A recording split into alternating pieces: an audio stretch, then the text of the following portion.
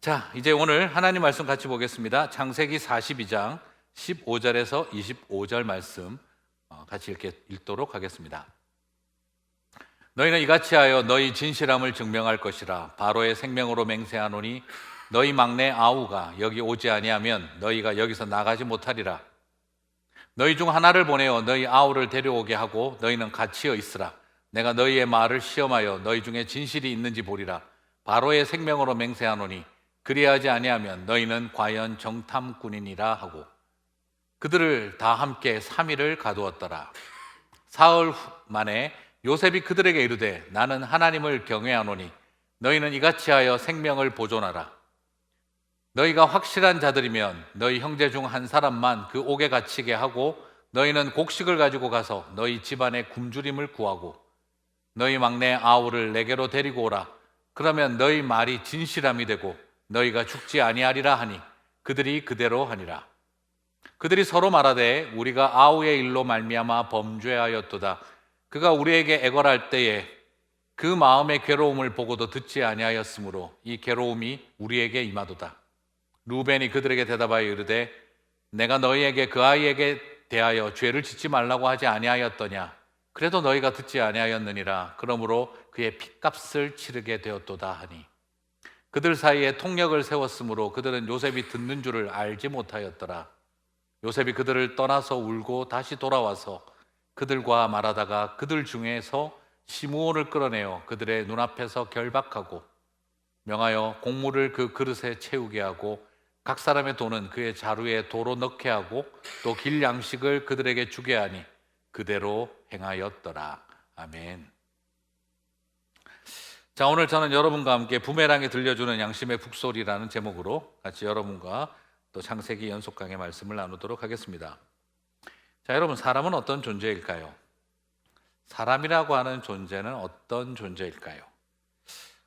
여러 정의들이 있겠지만 저는 최근에 조정민 목사님이 그 사람이 선물이다라는 책에서 나오는 한 대목을 바라보면서 생각을 하게 됩니다. 내가 행복한 사람은 남을 불행하게 만들려고 애쓰지 않습니다. 내가 불행한 사람은 남을 행복하게 할 능력이 없습니다. 어디서 태어날지 선택할 수 없지만 어디서 죽을지 선택할 수 있습니다. 어떤 얼굴로 태어날지 선택할 수 없지만 어떤 얼굴로 죽을지 선택할 수 있습니다. 하지만 사람은 실수하는 것이 정상이고 하나님은 용서하는 것이 정상입니다.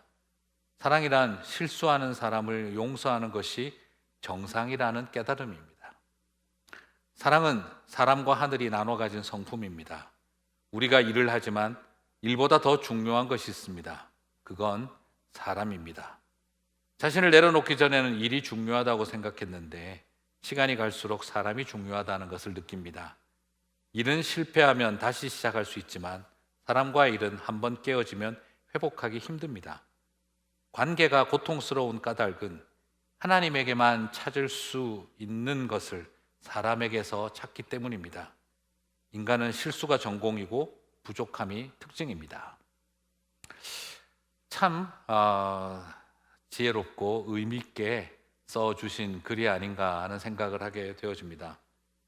조금만 우리가 어디서 어떤 얼굴로 죽을 수 있다는 것을 안다면 어디서 죽을 것인가, 어떤 얼굴로 죽을 것인가를 내가 선택할 수 있다는 것을 알기만 한다면 인간은 어떤 존재이고 하나님이 어떤 분이신지 우리가 안다면 정말 우리는 죄인처럼 사는 것이 아니라 사람답게 살아갈 수 있지 않을까요? 저는 오늘 본문을 보면서 요셉의 마음에 하나님이 이 마음을 깊게 불어넣어 주셨던 것이 아닐까라고 생각을 하게 됩니다. 사실 여러분, 이 땅을 살아가면서 얼마나 마음에 칼을 갈고 이를 갈 일이 우리의 인생 가운데 많이 있습니까? 진정 그렇다고 우리가 공의를 실현하지 말자 이런 말이 아니라 진정 공의가 실현되어야 할 공적 사회악이 아니라면 사실 많은 경우에 우리는 적당히 선하고 적당히 악합니다. 우리 김영국 목사님 말씀해 주셨던 것처럼 사람은 정말 적당히 선하고 적당히 악한 존재들이죠. 교회에서도 적당히 선하면서 교회에서는 적당히 선하면서 사회에서는 적당히 악합니다. 반대도 가능하겠죠. 교회에서는 적당히 악하고 사회에서는 적당히 선하게 살아갈 수도 있겠죠. 가정에서는 적당히 악하면서 교회에서는 적당히 선합니다. 그래서 교회에서 보는 모습과 집에서 보는 모습이 다르다라고 하기도 하죠. 살려준 사람, 배신한 사람도 살려준 사람 자기가 나를 살려줬는데 배신을 때리고 난 다음에도 자기 자신이 배신당할까 봐 다른 사람 믿지 못하고 모질고 독하게 구는 사람도 봅니다. 그런 인생들이 진정 공의가 실현되어야 할 공적 사회 악이 아니라면 사실은 내가 용서받은 존재인 것처럼 나도 그리고 타인도 용서받은 존재라는 것을 인정하며 서로 용납하며 살아야 합니다. 구원 역사를 아는 사람들이라면 절대 선으로서 절대 악을 용서하는 도덕적 우위에 서서 남을 용서하는 것이 아닙니다. 많은 분들이 여러분 착각하세요. 내가 구원받은 하나님의 구속사를 아는 사람이기 때문에 나는 절대 선의 자리에서 절대 악을 용서해 준다라고 수준 높게 자꾸 생각을 하는데요. 그렇지 않습니다. 오히려 구원 역사를 아는 사람들이라면요, 절대 악이었던 내가 용서받은 만큼 남을 긍휼히 여기며 살아가는 삶이 되어오는 것, 그것이 구원 역사를 아는 사람들의 모습이지요. 그러면서도 그렇게 절대 악인 내가 용서를 받고서도 여전히 적당히 선하고 적당히 악한 위선적인 자신을 바라보면서 적당히 선하고 적당히 악한 또 다른 위선자들을 품고 살아가는 것이 구원받은 백성들의 진실한 태도라고 생각을 해봅니다. 내가 용서하는 것이 아니라 여전히 참으시고 품으시는 하나님의 용서와 은혜를, 나를 향한 하나님의 용서와 은혜를 바라보며 그 은혜를 다른 사람에게도 적용하며 기억하며 살아가는 것을 말하는 것이죠. 말 그대로 하나님 하시는 일을 바라볼 수 있는 관대함이 필요하다는 것입니다. 요셉도 그렇지 않았을까요? 형들 앞에서 사실 그러고 싶지 않았겠습니까?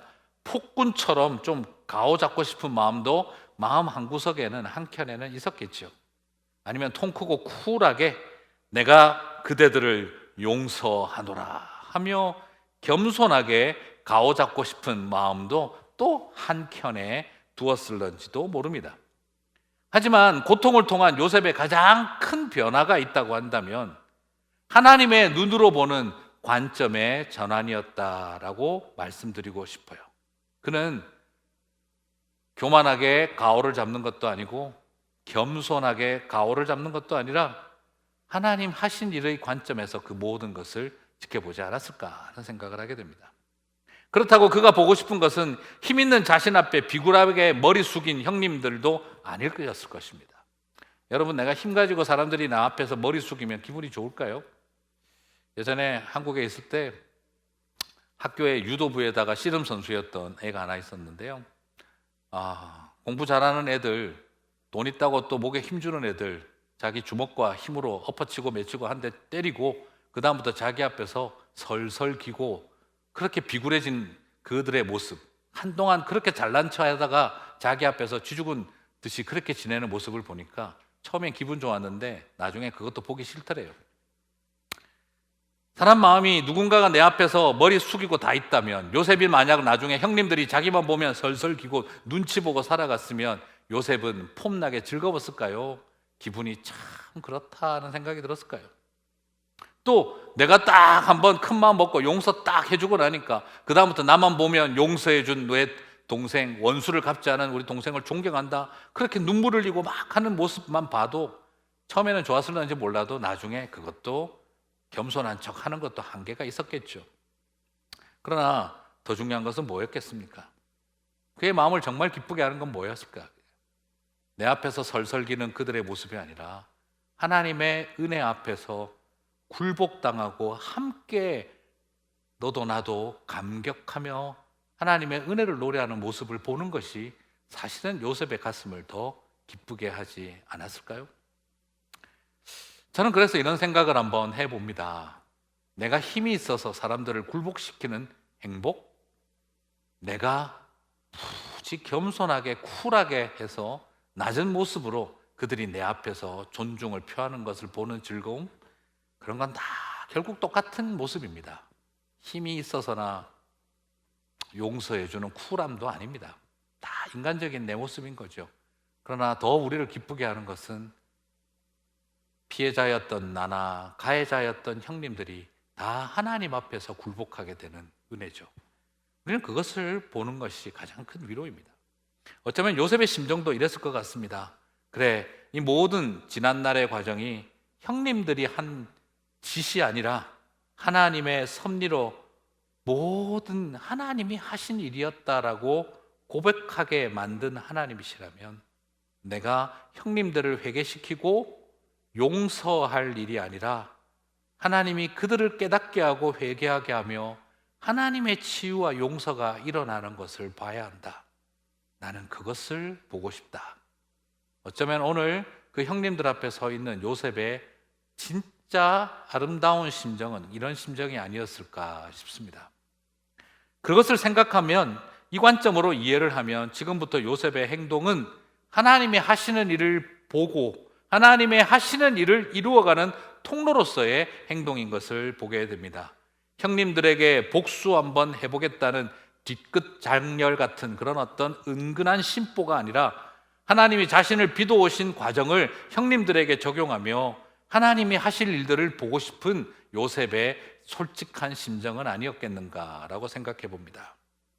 사실 그렇게 이야기하시는 분들이 있거든요. 이거 다 요셉이 은근히 자기가 하나님처럼 심보 부리고 있는 거다라고 생각할 수도 있는데요, 저는 그것보단 자신의 인생에서 일어났던 일과 똑같은 모습으로 형님들이 하나님이 하시는 자신을 그 과정 속에 하나님이 자기를 변화시킨 것처럼 형님들이 심정이 드러나고 하나님 하시는 일을 보게 하고 싶었다는 생각을 하게 됩니다. 자, 여러분, 하나님이 요셉을 빚으시는 과정이 어땠는지 기억하십니까? 첫 번째는 뭐였죠? 노예의 옷을 입는 거였죠. 그리고 두 번째는요, 죄수의 옷을 입는 일이었습니다. 그렇다면 형님들도 억울한 죄수의 감옥 생활 해봐야 되겠죠. 그리고 팔려가는 노예의 자리에 서 있었던 자신의 심정이 어떤지 형님들도 한번 경험해봐야 되겠죠. 그래서 요셉은 어쩌면 이 형님들에게 자기가 경험했던 억울한 죄인의 경험과 자기가 경험했던 노예로 팔려가던 그 막막했던 절박한 순간들을 하나님이 하시는 일로 그들이 여길 수 있는 또 다른 의미의 기회를 주고 있지 않나 하는 생각을 하게 되어집니다. 그 과정 속에서 요셉은 하나님이 형님들을 알고 깨닫게 하시고 나를 빚으셨던 것처럼 그들을 빚어주시기를 소망하지 않았을까라고 생각해 보게 됩니다. 그래서 첫 출발이 시작됩니다. 먼저 간첩 혐의로 감옥에 억울하게 갇히는 일들이 시작되어지죠.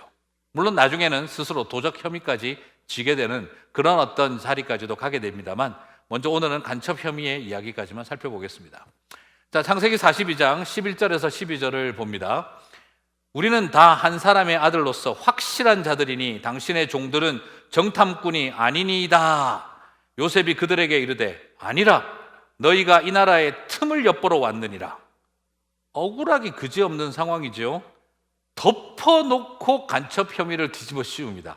애굽의 총리 대신 급이 말을 하니 뭐라고 하기도 그렇고, 꿈을 해몽하는 특별한 능력을 가졌다고 하니 무슨 관심법이라도 쓰는 사람처럼 보이기도 하고, 그러나 논리가 없습니다. 그냥 턱 보더니 너네들은 정탐꾼이로다. 아니, 이런 밑도 끝도 없는 사람에 대한 판단이 어디 있습니까? 그런데 또 한다는 말이 너무너무 웃깁니다. 창세기 42장 13절에서 15절. 힘을 가진 권력자는 아무 소리나 해도 다 논리가 된다는 것을 보여주는 것 같아요. 봅니다. 그들이 이르되 당신의 종 우리들은 12 형제로서 소개를 하고 있죠. 가나안 땅 한 사람의 아들들이라. 막내 아들은 오늘 아버지와 함께 있고 또 하나는 없어졌나이다. 요셉이 그들에게 이르되 내가 너희에게 이르기를 너희는 정탐꾼들이라 한 말이 이것이니라. 너희는 이같이 하여 너희 진실함을 증명할 것이라. 바로의 생명으로서 맹세하노니 너희 막내 아우가 여기 오지 아니하면 너희가 여기서 나가지 못하리라. 그분이 무슨 생뚱맞은 논리입니까 이게 지금? 아니 동생 중에 하나 없어지고 막내 동생이 아버지하고 있다고 그러니까 봐라, 동생이 하나는 없어지고 하나는 아버지와 있다고 한다. 이래서 정탐꾼이 틀림없다. 네 동생이 올 때까지는 너희들은 다 정탐꾼이다. 이게 말이 되세요 지금 이게? 솔직한 이야기로 저는 이걸 처음에 보면서 무슨 소리지? 네. 너 오늘 밥을 훔쳐 먹었구나. 안 먹었는? 밥 안 훔쳐 먹었는데요. 너 하루에 삼시세끼 밥 먹지? 얘 밥 먹는데요. 거 봐, 네가 훔쳐 먹었네. 거의 이런 수준의 이야기처럼 말을 해요. 막내 동생 집에 있는데요. 그래서 정탐꾼이다. 여러분 이게 말이 안 되는 소리죠. 그러나 권력 있고 힘이 있으면 이 말도 안 되는 소리도 들어야죠. 어떡하겠습니까? 어느 동생 중에 하나가 없어지고 하나는 아버지하고 있다고 했다고 이렇게 그냥 뒤집어 씌웠습니다. 억울하기 그지없는 감옥행입니다. 세상에 이렇게 간첩이 되다니 말이 안 될 지경입니다. 사실 그렇죠. 뭐 이런 식으로 스파이 간첩 논이 들어가면은요, 멀쩡한 사람도 간첩되는 거죠. 자, 단지 이것을 이겨내지 못하는 것은 그들은 대제국의 총리 대신이고 우리는 일개 촌부고 지금 굶어 죽을 판에 있다는 현실 때문에 찍소리도 하지 못한 채 그냥 감옥에 들어갑니다. 상황이 지금 딱 이런 모습입니다. 형님들이 집단으로 모여서 더 많은 사람들이 동생 하나 놔두고 힘 우격다짐을 벌리니 아무런 논리도 원리도 답도 없이 노예로 팔려갔던 것과 똑같은 경험이지요. 그리고 심지어 자기보다 윗사람인 애굽의 보디발이 경호대장의 와이프가 대도 않는 거짓말로 자기를 뒤집어 씌워도 말 한마디 하지 못한 채 감옥에 끌려가야 했던 자신의 형편과 똑같은 상황이었습니다. 지금 감옥에 들어가는 형님들 심정이나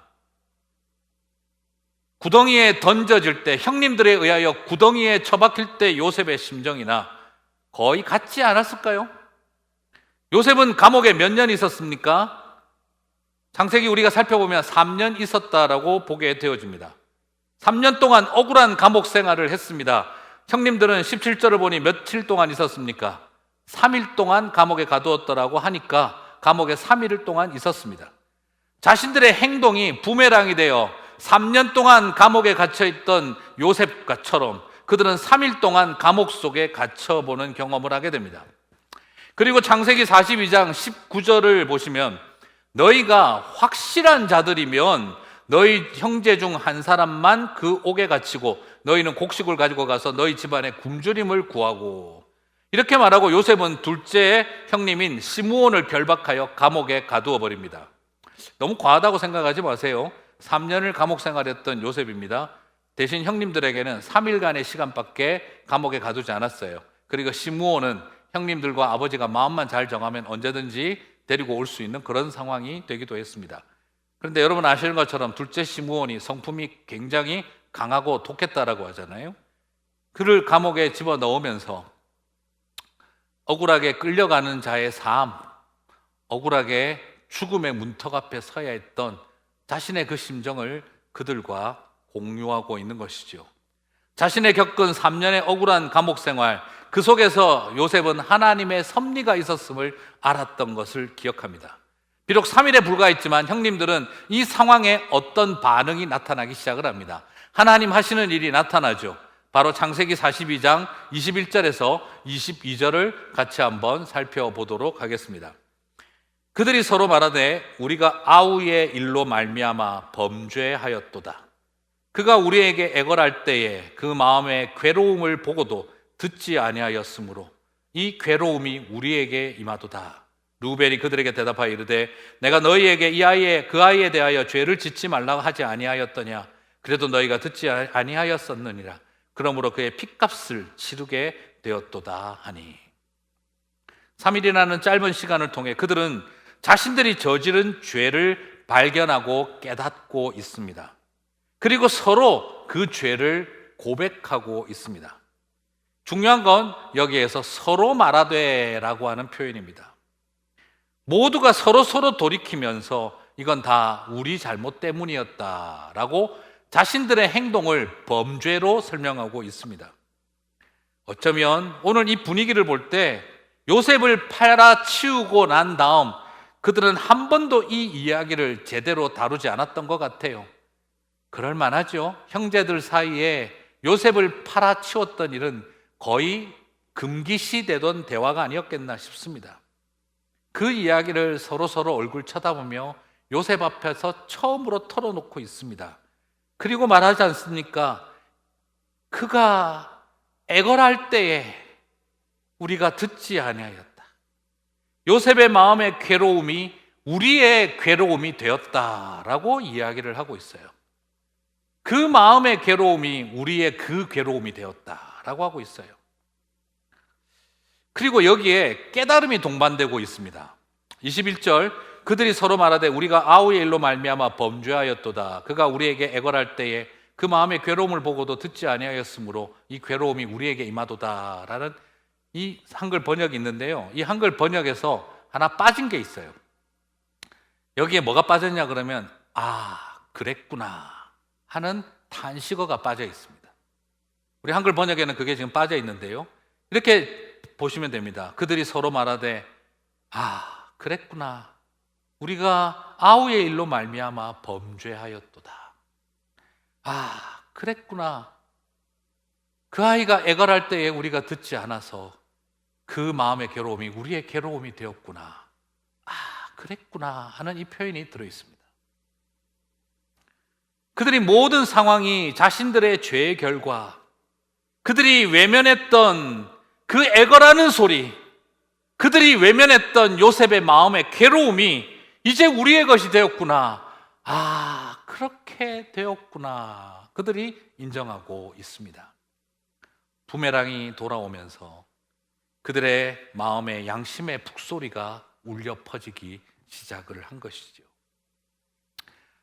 짧은 3일이지만 요셉의 3년 감옥 생활과 비교할 수는 없지만 하나님은 오늘 이 순간을 요셉에게 선물로 주고 계십니다. 하나님 하시는 일이 되게 하고 있습니다. 겉으로는 요셉이 하는 일이죠. 그러나 이 일이 하나님 하시는 일이 되고 있습니다. 겉으로는 형님들이 한 일이었죠. 그러나 그 모든 것을 하나님의 일이 되게 만들어 주셨던 것처럼 지금 요셉이 하는 일이었지만 그러나 이 모든 것을 하나님의 일이 되게 만들고 계신 것입니다. 보이지 않는 자리에서 아무것도 하지 않는 것처럼 그런 자리에서 하나님은 모든 것을 하고 계신 것이었습니다. 이제서야 요셉은 봅니다. 형님들이 내 애걸하는 소리를 이제서야 아는구나. 형님들이 내 마음의 괴로움을 이제 그들의 괴로움으로 이해하기 시작하는구나 하는 것을 그가 보게 됩니다. 그리고 동생이 알아듣는지 못 알아듣는지 알지 못하는 그들은 우리가 범죄하였도다. 르우벤은 우리가 핏값을 치르고 있다라고 고백하는 모습을 봅니다. 무엇을 보았겠습니까? 하나님이 이들의 마음을 움직이고 있구나. 어느 순간에 그들의 가슴 속에 서로 형제들끼리 금기시화되어서 한 번도 나눠보지 못했던 그 이야기를 지금 이 순간 그들 속에 나누게 하고 서로 고백하게 하고 그날의 그 애걸소리를, 그날의 요셉의 마음의 괴로움을 그들이 자신의 괴로움으로 이해하기 시작한 것을 보았습니다. 그때 요셉은 어땠을까요? 내가 한 일이 아니라 하나님이 일하고 계시구나. 그렇다면 형님들이 내 인생을 망가뜨리려고 했던 그 일에서도 하나님은 나를 살리는 일을 하고 계셨구나라는 걸 그는 함께 깊게 깨닫게 되었으리라고 생각해 봅니다. 그래서 여러분 24절을 보니 요셉이 어떻게 하고 있습니까? 그 형제들을 떠나서 펑펑 울었습니다. 첫 번째 요셉의 울음소리가 터져 나왔습니다. 저는 형님들의 그 모습을 지켜보고 있으면서 요셉의 눈에 눈물이 그렁그렁 정말 티어업 되지 않았을까 싶어요. 왜요? 하나님 너무 고맙습니다. 스스로 그들이 깨닫게 해주시니 얼마나 감사한지 그의 눈에 눈물이 핑핑 돌았을 것입니다. 그렇구나. 피해자인 나를 하나님은 그렇게 빚어오시더니 형님이 한 짓을, 보디발의 아내가 한 짓을 하나님의 선한 일로 바꾸어 놓으셨더니 이제 가해자였던 형님들도 그들이 내 마음을 알고 내 애걸하는 소리를 기억하게 하시는구나. 그때 얼마나 그 하나님에게 감사했겠습니까? 그렇습니다. 우리가 다 하는 줄 알고 있었습니다. 그런데 그 모든 것을 하나님의 일이 되고 있었구나. 요셉이 그것을 깨달았을 때 그의 첫 번째 울음은 강력하게 터졌던 것을 보게 되어집니다. 죽이려고 팔려고 공모하던 형님들이 범죄를 인정하며 요셉의 괴로움을 헤아리며 서로 회개하는 말들을 합니다. 자신들의 억울함을 토로하기보다 아니 이 사람 도대체 왜 이러는 거야? 이게 왜 이렇게 일이 된 거야? 하는 것보다 뜬금없이 오래전 요셉의 괴로움을 그들이 갑자기 말하기 시작합니다. 오랜 세월 동안 잊어버렸던 요셉의 애걸소리, 형 하던 그 소리, 그때의 그 소리가 기억이 나는 거죠. 그리고 그들이 이해하고 싶지도 않았던 요셉의 괴로움이 자신들의 괴로움이 되는 것이지요. 요셉은 자기가 형님들에게 하고 싶었던, 얼마나 내가 괴로웠는 줄 알아요 하고 싶었던 그 괴로움을 그 형님들이 다 알아가고 있는 모습을 보았던 거죠. 그의 귀에는 그렇게 들리지 않았겠습니까? 요셉이 이렇게 우리처럼 힘들었겠구나. 그래서 그렇게 애절하게 애걸하며 우리를 불렀구나. 우리가 들어주지 않았을 때에 요셉이 그렇게 아팠겠구나. 그 모든 것을 알게 해주시는 일, 그것은 요셉이 감옥에 넣었기 때문이 아니라 그 사흘 동안 하나님이 그들의 마음과 심령을 움직였기 때문이라는 건 그것을 요셉은 알고 있었던 것이지요. 아직 베냐민을 보지 못했고 다 완성되어지진 않았지만 요셉이 또 두 번의 인생의 고통을 겪었던 것처럼 이제 형님들은 한 번 더 겪어야 될 일이 남아있지만, 그러나 모든 것이 절정에 이르기까지 이제 요셉의 마음에는 어떤 확신이 생기겠습니까? 하나님이 우리를 다시 빚어가고 계신다. 이제 정말 나도 참 싸가지 없었던 동생이었던 나, 그리고 정말 잔인하고 무서웠던 형들이 하나님 안에서 다시 빚어주시고 한 이스라엘로, 한 형제로, 한 식구로 빚어가시는 일이 시작되었구나 하는 것을 요셉은 보고 있는 것이지요. 사랑하는 성도 여러분, 하나님이 요셉을 빚으신 것처럼 형님들을 빚어가고 계십니다. 돌아오는 부메랑 속에 자기 가슴속 오랫동안 숨겨두고 살아왔던 그 양심의 북소리가 자신의 귀를 때리고 요셉의 애걸하던 목소리가 자신들의 가슴을 파고 들어오기 시작을 하면서 그들의 죄를 직면하고 고백하게 하고 계시는 거죠. 그러면서 고백한 것입니다. 아, 그랬었겠다. 여러분, 이 감탄사가 터져 나올 때 요셉은 눈물이 돌았던 것입니다. 그리고 그것을 통해 전환점이 시작된 것이죠. 그래서 저는 오늘 믿음으로 축복합니다. 이렇게 행복한 울음과 눈물이 여러분의 가정과 삶의 자리에서 다시 일어나게 되시기를 주님의 이름으로 축복합니다. 살아가며 사람들이 참 악하고 또 기대처럼 잘 되어지지는 않겠지만 저는 우리 가운데 이 놀라운 전환점의 날이 오리라는 것에 대한 그 소망을 붙들고 우리가 살았으면 좋겠습니다. 그리고 오늘 여러분에게도 도전하고 싶습니다. 혹시 내 마음에 양심의 북소리가 들리지는 않으시는지요? 그처럼 외면했던 그 애절한 부르짖음, 그 애걸하던 소리를 기억하실 수 없으실지요? 지금 내 마음의 괴로움을 겪으면서 그때 그도 괴로웠겠구나 라고 우리가 다시 한번 기억할 수는 없을까요? 오늘 형님들이 터뜨렸던 것처럼 그랬었겠구나, 그랬구나 라고 깨달음의 탄식을 우리가 터뜨릴 수 있을 때 그것이 우리 모두를 살리는 회복의 눈물이 되게 하실 줄 믿습니다. 제가 백투 베이직 하면서 질문에 답해드리고 또 예담여행 소그룹 하면서도 제가 드린 이야기입니다. 사람들은 가끔씩 질문하잖아요. 목사님, 사랑의 하나님이 어떻게 지옥을 만들 수 있습니까? 어떻게 사랑의 하나님이 사람을 지옥에 보냅니까? 저는 그렇게 대답을 해드립니다. 성경의 지옥은 장소로 묘사되기도 하지만 근본적으로 지옥은 장소가 아니에요.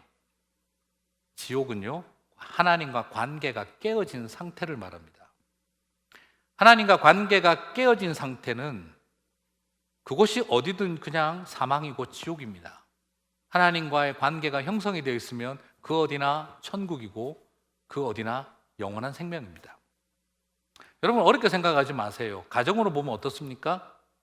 부부와 남편과 아내의 사이가, 부모와 자식의 사이가 관계가 깨어져 있으면요, 대궐 같은 집도 지옥이 됩니다. 자식이 아버지 보기를, 그리고 아버지가 자식 보기를, 남편이 아내 보기를, 아내가 남편 쳐다보기가 도무지 같은 공기를 호흡하는 것조차 역겹게 여겨져 버린다면 그 집이 대궐 같다 해도 지옥입니다. 교회도 마찬가지죠. 목사와 당회와 집사와 권사가 서로 미워하고 서로를 향해 분노하는 관계로 깨어져 있는 교회라면, 여러분, 분쟁 생긴 교회의 특징이 뭡니까? 이쪽에서 찬송가 부르고 이쪽에서는 통성기도 하잖아요. 서로 막 얼마나 뜨겁게 찬송 부르고 얼마나 뜨겁게 통성기도 합니까? 그런데 그 찬송, 그 기도 누가 듣겠습니까? 찬송 소리가 하늘을 찌르고 기도 소리가 하늘을 찌르는 그곳이 지옥이죠. 하나님 나라를 외치는 것도 지옥이 됩니다. 선하신 하나님이 굳이 지옥 만들 필요가 있으시겠습니까? 지옥은 결국 사람이 만듭니다. 그리고 이미 이 땅에서 지옥을 살고 있잖아요. 가정도 교회도 마찬가지입니다. 사람이 이 땅에서 만들 수 있는 천국은 가정이고요, 교회입니다. 사람이 이 땅에서 만들 수 있는 지옥도 가정이고 교회입니다. 할 수만 있다면 우리 모두는 이 땅에서 천국을 연습하며 살아야 하지 않겠습니까? 그래서 사랑의 하나님이 지옥을 만드실 수 있습니까? 라는 질문에 대한 저의 대답입니다. 하나님은 지옥 안 만드셔도 우리가 지옥을 만들고 삽니다. 하나님과 관계를 파괴하고 살아가고 그 순간 우리는 그 어디나 지옥이 되는 것이지요. 그러나 내 영혼이 은총 입어 중한죄짐 벗고 보면요, 그 어디나 하늘나라입니다. 그것이 오늘 우리에게 주고 계시는 관계성으로 이해해야 할 바로 천국과 지옥입니다. 그렇습니다. 요셉과 형님들은 지옥이었습니다. 하지만 죄에 대한 깨달음과 회개, 그의 괴로움이 우리들의 괴로움이 되어지는 그 순간, 그 공감이 일어나는 순간 요셉과 형님은 지옥에서 천국의 자리로 옮긴 것과 같습니다. 분노의 눈물이 감사의 눈물로 바뀌었습니다. 저는 이 놀라운 일이 우리 성도님들의 가정과 교회, 우리 안에 넘쳐 흐르게 되기를 주님의 이름으로 축복합니다. 긍휼과 자비라는 단어로 사용되어지는 히브리어는 라하임입니다. 라하임. 이 라하임이라고 하는 이 히브리어는요, 놀랍게도 긍휼과 자비는 여러분 우리가 알고 있는 것처럼 보통 명사입니까? 추상 명사입니까? 네, 추상 명사죠, 그죠? 이건 보통 명사가 아니죠. 그런데 긍휼과 자비는요, 히브리어로 라하임은요, 복수형입니다. 아니, 무슨 긍휼과 자비를 복수형으로 씁니까? 그런데 원래 히브리인들은요, 강조할 때에 단수형을 쓰지 않고 복수형을 쓸 때가 있습니다. 그럼 뭘 강조한 걸까요? 그럼 라하임이라고 하는 이 명사의 단수형은 뭘까요? 라하임은요, 원래 여성의 자궁과 태를 말하는 레힘의 복수형입니다. 다시 말씀드리면 단수형으로 사용되면 여성의 자궁 그리고 태를 말하는 겁니다. 복수형으로 사용되어지면 그것이 바로 자비와 긍휼이라는 단어가 됩니다. 긍휼과 자비는 어머니의 태가 아이의 생명을 품는 것처럼, 어머니의 태가 생명을 보존하는 것처럼, 그것이 복수형으로 강조되었을 때 긍휼과 자비가 되는 것입니다. 긍휼은 이렇게 어머니의 태가 핏덩어리를 품는 것과 같습니다. 긍휼은 바로 어머니의 자궁이 그 핏덩어리를 보존하는 것과 같습니다. 저는 그 라하임의 역사가 우리 가운데 일어나게 되시기를 주님의 이름으로 축복합니다. 우리의 마음과 삶 속에 정말 참된 바로 이 라하임의 이야기들이 요셉의 가정 가운데 임하였던 것처럼 오늘 저와 여러분의 삶의 자리에도 임하게 되시기를 주님의 이름으로 축복합니다. 오늘 우리의 교회 안에도, 우리의 성도들 안에도, 그래서 이 라하임의 역사가 일어나게 되기를 소망합니다. 서로를 향해 인간의 죄악됨을 긍휼히 여기고 서로의 괴로움이 나의 괴로움이 되어지고 그 애걸하는 소리가 나의 애걸이었음을 깨닫고, 그랬겠구나, 그 고백을 서로가 감탄사로 터뜨리고 나아갈 때 긍휼의 역사가 일어나리라고 믿습니다. 여러분, 때로는 자식이지만 참 밉죠? 때로는 아버지, 어머니지만 참 밉죠? 아버지라는 노래가 있잖아요. 인순이 씨가 부르던 그래 내가 미워했었다 하는 첫 소절에 시작할 때 그래 내가 미워했었다, 그리고 맨 마지막 끝이 날 때 그래 내가 사랑했었다로 끝날 때 참 많은 눈물이 더군요. 그게 어쩌면 우리 안에 있는 이야기죠. 오늘 우리의 삶 속에 형제간에, 우리의 삶 속에 수없는 미움들고 서로가 가득한 자리에서 하나님 하시는 일이 우리 안에 일어나게 되기를 주님의 이름으로 축복합니다. 말씀을 맺겠습니다. 백범 김구 선생이 돌아가실 때쯤에 이런 말씀을 남기셨습니다. 저는 그 표현이 너무너무 많이 와닿습니다. 갈 만큼 갔다고 생각하는 곳에서 얼마나 더 갈 수 있는지 아무도 모르고, 참을 만큼 참았다고 생각하는 곳에서 얼마나 더 참을 수 있는지 누구도 모른다. 지옥을 만드는 방법은 간단하다. 가까이 있는 사람을 미워하면 된다. 천국을 만드는 방법도 간단하다. 가까이 있는 사람을 사랑하면 된다. 모든 것이 다 가까이에서 시작된다.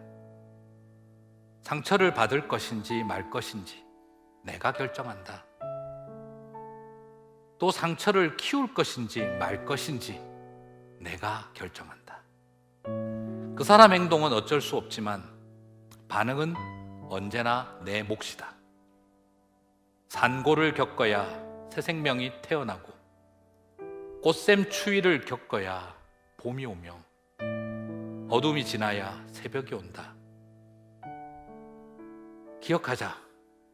거칠게 말할수록 거칠어지고 음란하게 말할수록 음란해지며 사납게 말할수록 사나워진다. 나를 다스려야 뜻을 이룬다. 저는 백범 선생의 이 글을 보면서 크리스찬으로서 교회를 다니지 못했던 백범 선생의 이 고백을 보면서 저는 참 많은 생각을 했습니다. 오늘 우리 안에 이 마음으로 살아낼 수 있었으면 참 좋겠습니다. 저도 마지막으로 말 하나 보태봅니다. 사람처럼만 살지 말고 사람답게 살아보자. 어두운 세상 마음 지키기 쉽지 않은 때 영혼을 지켜내는 저와 여러분이 되시기를 축복합니다. 그래서 지옥 같은 관계도 천국 같은 관계가 되는 그래서 참았던 정을 눈물로, 억제치 못할 눈물로 씹고 나갈 수 있는 행복한 울음이 있는 한 주간이 되시기를 주님의 이름으로 축복합니다. 우리 오늘 주신 말씀을 따라 하나님, 우리에게 사랑할 수 있는 힘을 주십시오. 우리 같이 한번 기도했으면 좋겠습니다.